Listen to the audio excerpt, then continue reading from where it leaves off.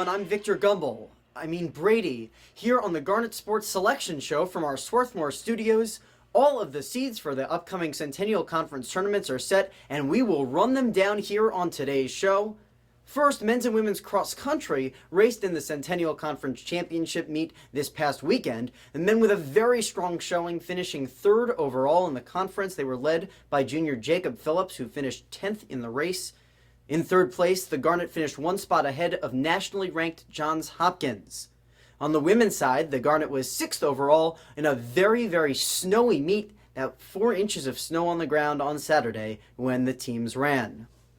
Well, it's time to take you through some brackets here for the Centennial Conference and the upcoming tournaments, as both women's soccer and volleyball here from Swarthmore are going dancing. Well, let's start with women's soccer. The 5 seed in the upcoming tournament, the Diplomats of Franklin and Marshall, who defeated Dickinson in order to advance to the tournament. The 4 seed, the Fords of Haverford, and those two teams will meet this coming Wednesday. The 3 seed, the Garnet of Swarthmore, who have won 5 in a row heading into the Centennial Tournament. They will meet the Bullets of Gettysburg in one of the conference semifinals coming on Saturday from Johns Hopkins, who is the top seed, the Blue Jays, the hosts for the women's soccer tournament. Let's jump straight to the volleyball bracket now. The 5 seed in the upcoming tournament, the Fords of Haverford, who were 6-4 in the regular season, and they will travel to Swarthmore to take on the Garnet, 7-3, and they've hosted the 4-5 first round matchup in the last 3 years. The 3 seed in the upcoming tournament, the Bullets of Gettysburg, who are 8-2, and they will take on the Diplomats of Franklin and Marshall, 9-1 in the regular season, in one of the 2 Centennial semifinals. The top seed and host of the tournament, the Blue Jays of Johns Hopkins. The semifinals will be played on Friday and the finals on Saturday.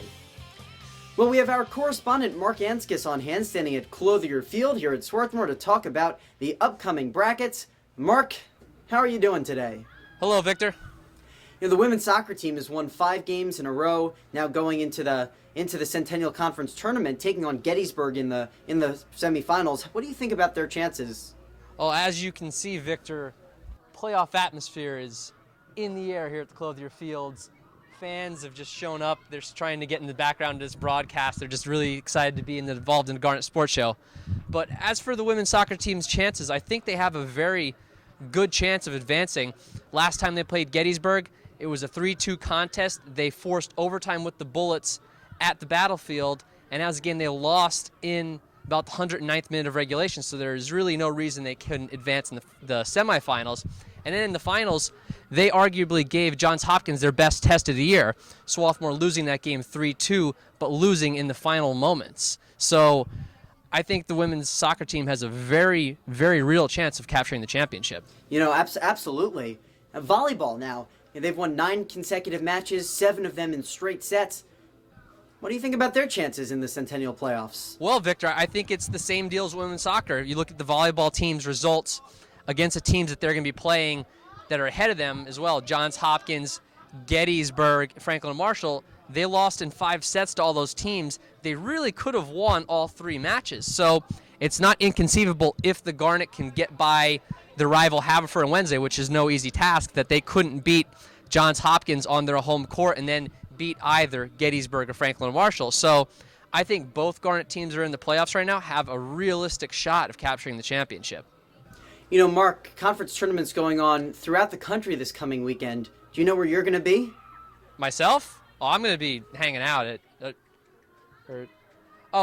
this just in, I'll be at Johns Hopkins in Baltimore checking out the women's soccer and volleyball action. Absolutely. It should be a bunch of fun tournaments down from Baltimore. Thanks for joining us today, Mark. Thanks, Victor. See you there. As with every playoff push, the unbridled joy of a postseason bid is matched against the agony of a season ended. After a convincing 3-0 victory over Washington on Wednesday, men's soccer entered the final match of the season, needing a point against the Haverford Fords to advance to the postseason. But in a major upset, Haverford defeated the Garnet 2-1, instead themselves earning the final spot in the Centennial Conference men's soccer tournament. Field hockey, similar situation, and needing a win against the Haverford Fords, and it was 3-1 Haverford coming on top of the Garnet to go to the playoffs, while Swarthmore finished tied for 6th in the tournament. But with 5 Centennial wins this year, Swarthmore Field Hockey matched its win total from 2008, 9, and 10 combined. Thank you so much for joining us today on our special edition of the Garnet Sports Selection Show. We'll be back next week with results from the Centennial Conference tournaments and a look at the NCAA tournaments.